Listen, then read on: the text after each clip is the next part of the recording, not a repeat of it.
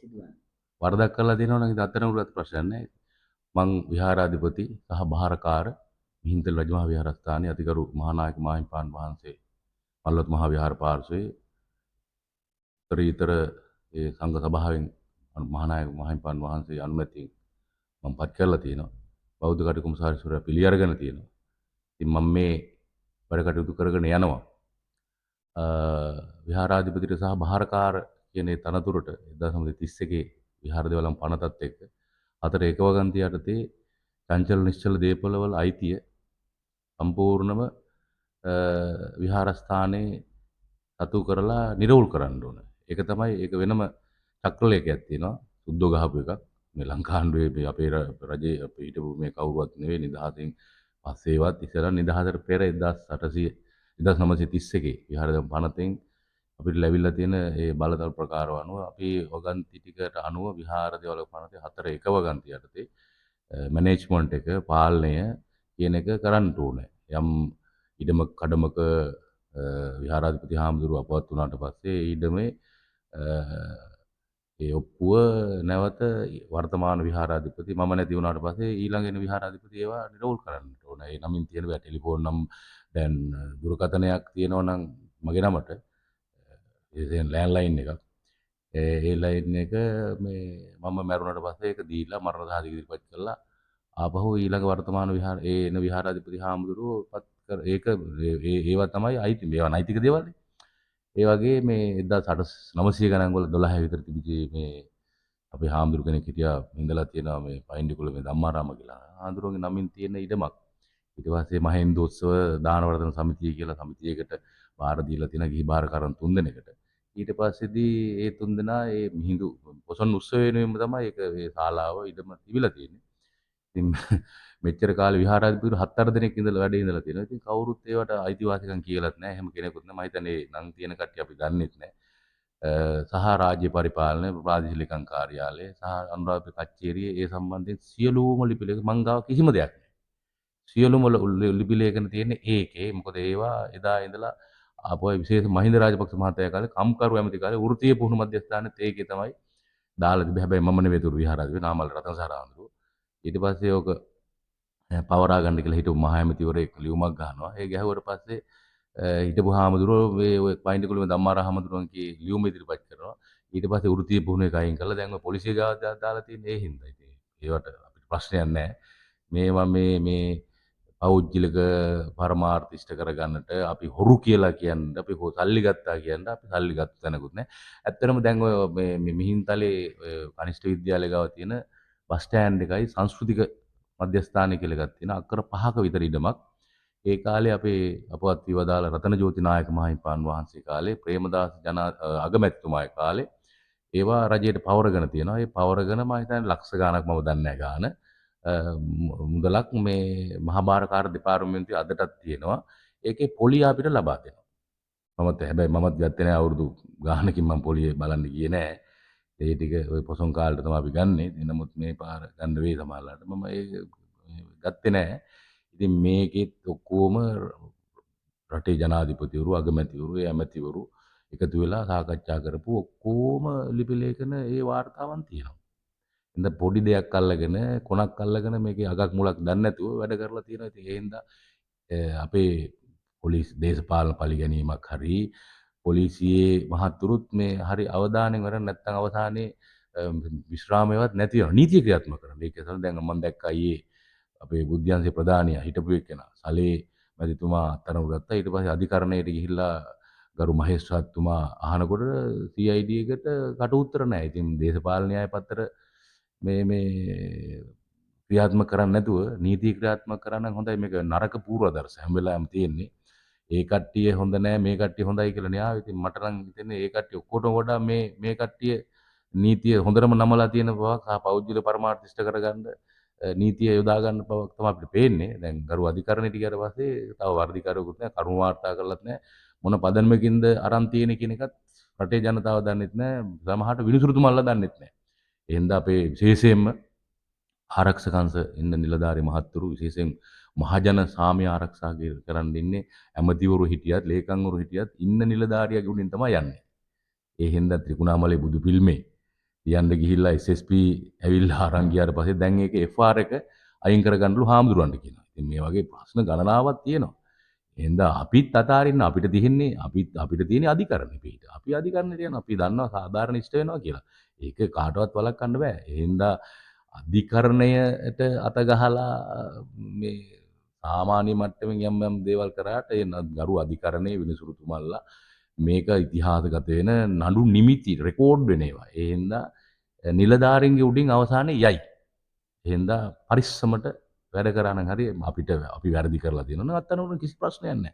මම සල්ලි අරගෙනත් නැහැ, කූට ලේඛන හදලත් නැහැ, කිසිම දෙයක් කරලා නැහැ. සමාජ මතය හදන්න නැතුව අපි මේ කූට ලේඛන හැදුවා සල්ලි මුදල් ගත්තා. කොහොටද කවුද දුන්නේ මුදල්? රජයේ මූල නිලධාරී රාජ්‍ය පරිපාලනය කියලා කියන්නේ ජනාධිපති ලේකම්පත් කරන්නේ සාමාන්‍ය එදා ඉඳලා දැකලා තියෙන ජනාධිපති වරයාට යම් අලුතෙන් ආවු ජනාධිපතිවරයෙක් ඉන්නවනම් ඒ ජනාධිපති රාජ්‍ය පරිපාලනයේ කියන්නේ එක්ස්පීරියන්ස් කියන්නේ පරිපාලනයේ ජ්‍යෙෂ්ඨ නිලධාරියෙක් තමයි සාමාන්‍ය ජනාධිපති ලේකම්වරයා අගමැති ලේකම්වරයාට පත් වෙන්නේ.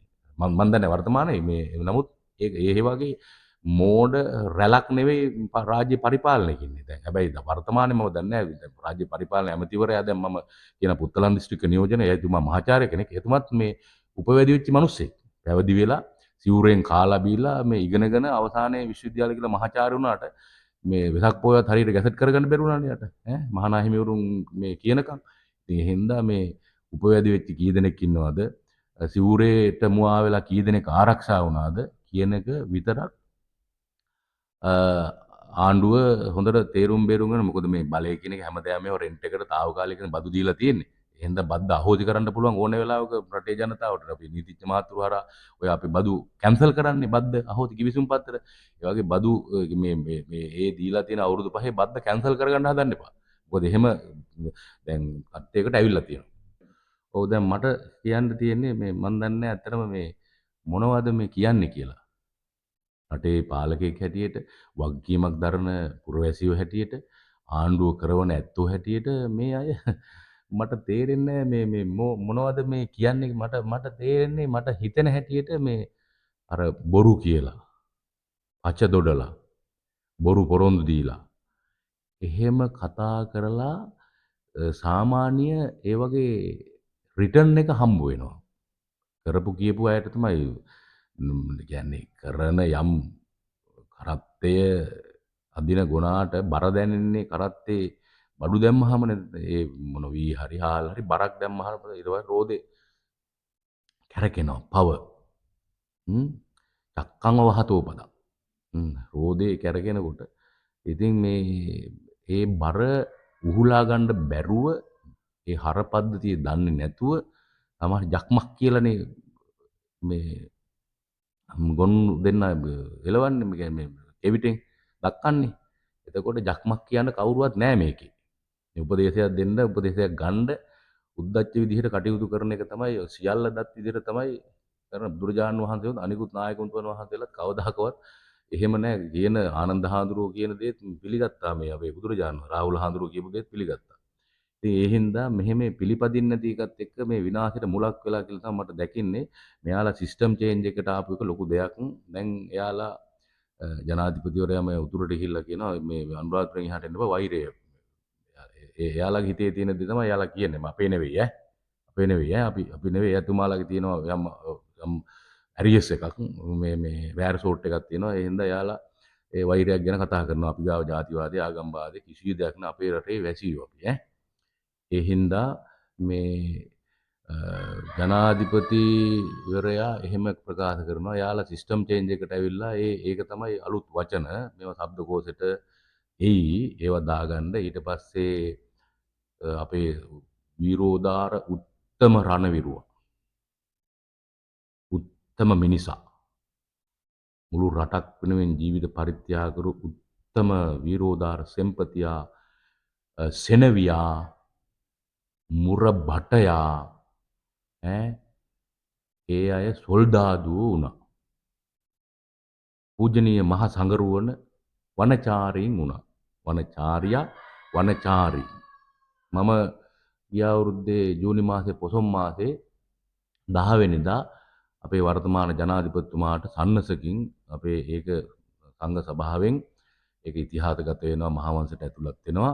දුන්නා කියලා මහා මහේන්ද්‍ර ප්‍රසාදනි අනුර කුමාර දිසානායක. සාමාන්‍ය ඒක තමයි දීපත් චක්‍රවර්ති. එහෙම කියලා කෙනේ සක්විති. ඒ වගේ කියන්නේ ඒ දෙන නම්බුනාම.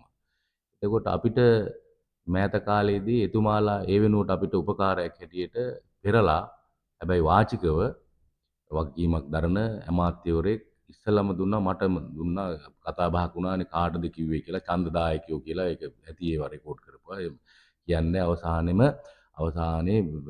මට දුන්න මොකද මමනේ ඉස්සෙල්ලම ජනාධිපතිතුමාට එතුමාට ඔය අනිත් විප්ලව කාලේවත් මම හිතන්නේ සම්මානයක් ඔය එහෙම ගරුණම්මයක් ලැබිලා නැහැ. එතුමාට ඒ ඔච්චර ඒ සංවිධානයක් වල රටේ ජනාධිපති වුණාට පස්සේ මේ මහා මහින්ද උත්සවයට පැමුණා අවස්ථාවේදී උන්වහන්සේගේ ප්‍රසාදය දෙන විදිහට ඔය සෙල්ලිපි ලෙල්ලිපි ඔය වගේ සඳහන් කරනවා. එතුමාට අපි මහා මහේන්ද්‍ර ප්‍රසාදනි කියලා දුන්නා. වර්තමානයේ අපි ආමන්ත්‍රණය කරන්නේ මහා මහේන්ද්‍ර ප්‍රසාදනි අනුර කුමාර දිසානායක. සමහර අය සුසාදනි කියලා කියනවා දැක්ක පාර්ලිමේන්තුවේ. වැරදි ඒක සමහර අකුරු දන්නේ නැතිව ඇති නීතිඥ මහතුරු. ඉතින් මේ ඒ හින්දා අපිට ඉස්සල්ලාම දුන්නා වනචාරියා කියලා දුන්නා ඉස්සල්ලා. ඊට පස්සේ පොදුවේ කතා කරනකොට සියලුම සමස්ත මහා සංඝරත්නයට වනචාරීන් කියලා තිබ්බා. ඔක සුද්ධොත් කියලා තිබ්බා. හැබැයි සුද්ධෝ එහෙම කිව්වට සුද්ධෝ එළෙව්වා. ඊට පස්සේදී රට උතුම් මාතෘ භූමිය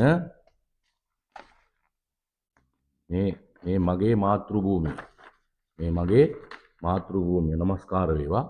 මේ මගේ මාතෘ භූමියට නමස්කාර වේවා. මම නම් මේක හුඬුවක් හැටියට දකින්නේ නැහැ. මේ තියෙන්නේ මගේ මාතෘ භූමිය. මේක මහින්ද රාජපක්ෂ මහත්තයා මේක ඉම්බා. මහ පොළොව. ඉම්බේ අම්මා. තාත්තා වගේ මහා මේක අම්මා මේක මාතෘ භූමියනේ. මව් බිම තාත්තා කියලා කියන්නේ මව් බිම මාතෘ භූමිය. මේ මාතෘ භූමිය මේ 159යි ජනාධිපතිතුමයි 160යි. ඒ 60 දෙනා දකින්නේ මේ මාතෘ භූමිය මේ තියෙන හුණ්ඩුවක් මේවා රටවල්ද මේවා හුණ්ඩු. ඒතකොට හුණ්ඩු මානසිකත්වයෙන් තව වෙන එතුමා රටේ ජනාධිපති කියලා දන්නේ 65600 වර කිලෝමීටර් 10යි. සංගමන් කන්දයි අනිත් පැත්තේ ඒ කන්දත් එක්ක බලපුවහම බොහොම පුංචි රටක් ඇත්ත මේක. සිංගප්පූරුවට තරන්න අපි සිංගප්පූරුව ඊට වැඩිය පොඩි. සිංගප්පූරුව ලික්වාන් යුන්ග්ලා වගේ හිටපු මහා දැවැන්තයෝ අද යුරෝපයක් බවට පත් කරලා තියෙනවා මාළු තොටුපළක්. ඒක නායකයන්ගේ දක්ෂකම. ඉතින් ඒක දක්ෂකම් අපේ රටේ මිනිස්සු තේරුම් ගනිත්වා. ඒ හින්දා මෙයාලා ඇවිල්ලා කිව්වා පන්තල් යන්න එපා වෛරය වපිරෙනවා. ඊට පස්සේ රණවිරුවා සොල්දාදුවා කරා. හාමුදුරුවෝ වනචාරීන් කරා. මව්බිම උතුම් මාතෘ භූමිය හුණ්ඩුවට උපමා කරා. අනේ එහෙම කියන්න එපා මේක ඔය 150 එහෙමම කියාගන්න. හුණ්ඩුවට දාලා සේරු දාලා වණ්ඩු දාලා තම්බලා ගන්න ඕනේ. හරිද? ඉතින් ඒ හින්දා ඒ ගැන අපි හරි දුක් වෙනවා. අපේ රටට කිසි කෙනෙක් එහෙම කියලා නෑ. මගේ මාතෘ භූමියට නමස්කාර වේවා කියලා තමයි හැමදෙනාම කියන්නේ. ඒ හින්දා මේ අය මෙහෙම කිව්වට පෙරදිග ලෝකයේ මුතු ඇටය රත්න දීප ජන්ම භූමි ධාන්‍යාගාරය මේ මැණික් ගැල මුතු ඇටයක් හැටියට තමයි පෙරදිග ලෝකයේ මේ ගැන කවි සින්දු කියලා පෙරදිග මේ තබ්‍රබාන් ඩච් නෙදර්ලන්ත අරු කියලා කියන්නේ. ඉතින් මේ ඒ හින්දා එහෙම කතා කරන එක රටේ ජනතාව හුණ්ඩුවටම දෙන්න ඕනේ. හුණ්ඩුවත් නැති කරන්න ඕනේ. ඒ හින්දා මේ අර තියෙනවනේ මේවා අර කට පරිස්සම් කරගන්න. කට පරිස්සම් කරනවා. උපත එක විලමය. හොඳ නරකට දෙකට කටමය.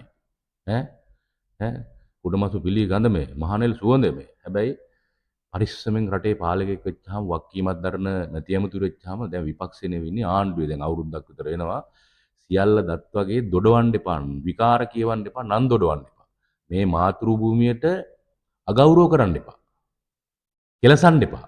මේ මාතෘ භූමිය වැනි ලංකා මාතාව වැනි ලංකාව වැනි මගේ මාතෘ භූමි මාතාවට නිගරු කරන්න එපා. උත්තරීතර පාර්ලිමේන්තුවට ගිහිල්ලා. එහෙනම් රටේ ජනතාවත් හොඳට තේරුම් ගන්න මේක මේක ගැළපෙන කතාවක් නෙවෙයි. මෙතුමා යම් යම් අවස්ථාවල මැති ඇමතුරු හැම වෙලාවෙම මේක කිව්වා. එහෙනම් මේ රට මොකද්ද කියන එක හඳුනගන්න, ආගම දහම හඳුන, සංස්කෘතිය හඳුනගන්න. එහෙනම් ඒවත් එක්ක යන්න. අපි මේ පාලනය එලවන්න නෙවෙයි කියන්නේ. නමුත් මිනිස්සු කුලප්පු කරන්න එපා. කියන දේ අපිට කියන්න වෙනවා. මොකද අපි නිවටයෝ නෙවෙයි. මේ රට වට්ටන්න කී දෙනෙක් ඔයාලා ඇතුළුවම ප්‍රභාකරනෝයි විජේවීර ඇතුළු ඔය වර්තමාන ඉන්න කණ්ඩායම මේ රට වට්ටුවා ඔයාලා. නෑ කියන්න එපා. මේ ආසන්න මේ රනිල් වික්‍රමසිංහත් වෙලාවේ පාර්ලිමේන්තුව ගිනි තියන්න හැදුවා ඔයාලා. ඈ දැන් ඇවිල්ලා ඔයාලා ප්‍රචණ්ඩත්වයට විරුද්ධයි අරකට විරුද්ධයි ඔයා රෙදි ඇඳගෙන කොහොම කතා කරන්නේ? ඈ එහෙම කතා කරන්න ඔයාලට අයිතියක් නෑ. ඔයාලා තමා සම්මතයේ පිහිටලා නෑ. ඔයාලා තමා සම්මතයේ පිහිටලා නෑ. ඔයාලා ප්‍රචණ්ඩකාරී මිනිස්සු. අපි හිතුවා දැන් මේ ආණ්ඩුවකට පස්සේ ප්‍රචණ්ඩත්වයෙන් මිදිලා ධර්මාශෝක ඡණ්ඩාශෝක ඡණ්ඩාශෝක ධර්මාශෝක වුණා. මිහිඳුහාරුගේ දහම අපි අනුගමනය කරන්නේ. ඒ විරු වැටිච්ච මිනිහෙක් ධර්මාශෝක කියන්නේ. ඡණ්ඩාශෝක. නමුත් ඒ මිනිස්සයා හොඳ මාවතට ආවා. අපි හිතුවා ඒකයි මහා මහින්ද ප්‍රසාදිනී කියලා ගරු නම්බ නාමයක් දෙන්නේ. ආගම දහමට මේවා වෙයි කියලා. ඈ රටට වෙයි වැරදි නායකකාරික වංශිකයෝ. උඩරට රාජධානි මේ රජකම් කරේ. ගෑනුත් ගෙනාවේ කාන්තාව Tamanට බිසව ගෙනාවෙත් ඉන්දියාවේ. නමුත් එහෙම දෙයක් නැහැ. ඒ මිනිස්සු ආගම දහමත් එක්ක හිටියා. අදටත් සන්නසේ අපේ තියෙන අපේ මල්ලොතු වස්ගිරි උබේ මහා විහාරයේ සන්නසේ කියනකොට කියන්නේ මේ අහවල් රජතුමාගේ නාමය රජින වික්ටෝරියා රජිනගේ නම කියන්නේ. කෘතගුණ සලකන මිනිස්සු జాතියක් අපි. එහෙනම් අකෘතඥ වෙන්න එපා. දුර්ගුණේ වෙන්න එපා. දුර්ගුණයි ඔයාලා. දුර්ගුණයි. අකෘතඥයි. කොළගුණ දන්නේ නැති මිනිස්සු జాතියක් ඔයාලා. එහෙනම් මාතෘ භූමිය කෙලසන්න එපා. එහෙනම් කට පරිස්සම් කරගෙන රටේ මිනිසුන්ගේ අවස්ථාවෙන් හඳුනගෙන ගඳ සුවඳ හඳුන සිතුවිලි හඳුනන වැඩ කරන්න. ඔයාලා ඉන්නේ විපක්ෂේ නෙමෙයි ආණ්ඩුවේ. අනේ සමාජ මාධ්‍ය නම් හරි හොඳයිනේ. සමාජ මාධ්‍ය හරි හොඳයි. සමාජ මාධ්‍ය මේ YouTube මම හිතන්නේ හොඳ කණ්ඩායම් කීපයක් ඉන්නවා. ඇත්ත ඇති සැටියෙන් ප්‍රකාශ කරනවා. සමහර තැන්වල පොඩි පොඩි ඩවුට් තියෙනවා. නමුත් සමහර ඒවා තියෙන හැබැයි සමහර ඔය මඩ බලකාය කියන එක මෙරට පිටරට ඉඳලා ඇත්තටම ඔය අපි දන්නවනේ දැන් ඔය වර්තමානයේ අපි දකින්නවා කුඩුකාරයන් මරනවා කොන්තරක් දීලා. එතකොට මේ මරලා දැම්මට පස්සේ ඉවරනේ ඒක. ඒ කොන්තරක් එක්ක ගත්තා ඒක පොලිසියට අහු වෙනවා නැත්නම් මේ රට පයින්නවා නැත්නම් මුදලක් ගන්නවා ඒක දෙපැත්තෙම වෙඩි කනවා. ඒ චරිතය එතනින් අවසන් කරනවා. ඒක ඉවරයි. ඒ මරුණා එච්චරයි. ඊට පස්සේ ඒක සමාජ මාධ්‍ය ඇදගෙන යනවද? නැහැ. ඇදගෙන යන්නේ නැහැ. ඒක ඉවරයි. ඒක වහනවා. නඩුවක් වුණත් එහෙමයි. ඒක පුජ්‍යල නැත්නම් නඩුව බහ තබනවා. ඒක ගන්න විදිහක් නැහැනේ.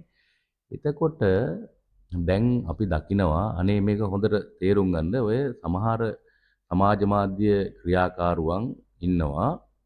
ඇත්තටම ආය අර මිනී මරනවට වඩා භයානක දේවල් සිද්ධ කරනවා. චරිත ඝාතන, චරිත මරමරා මඩේ දමදමා ඒ චරිත මරනවා.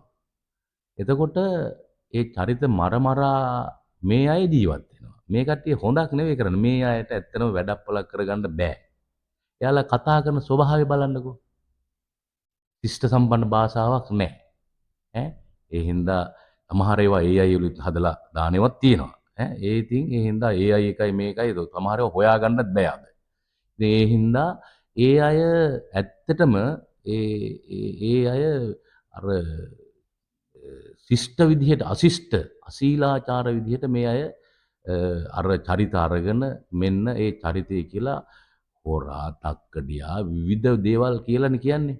ඒ කියලා ඒ චරිත මරමරා මේ අය ජීවත් වෙනවා. මේ අයට කතා කරන්න පුළුවන් කවුරු හරි ෆෝන් එකක් දෙනවා මයික් එකක් දෙනවා ඒ කට්ටිය අරගෙන ඉතින් මේ චරිත කොන්තරක් කියන්නේ මේකත් කොන්තරක් එක. මඩ බලකාය කියලා කියන්නේ කොන්තරක් එක. දැන් වොෂින්ටන්ලා හරි ඔය රෙදි සෝදනවා හරි මොකක් හරි අපුල්ලනවා කියලා කියන්නේ ඉතින් පහුගිය ආණ්ඩුවලත් හිටියා ඒකට නැතුවනේ. හැබැයි මේ ආණ්ඩුව වැඩි දැන් ඒ කට්ටිය. ඒ අය මේක දැන් සමහරලට ඕක ජනාධිපතිතුමාට සහ ආණ්ඩුවට ඉස්සරහට මේ මඩ බලකායම මෙයාලගෙන් බේරෙන්න බැරි මට්ටමක් අනාගතයේ එයි. ආණ්ඩුවට එරෙහි වෙයි.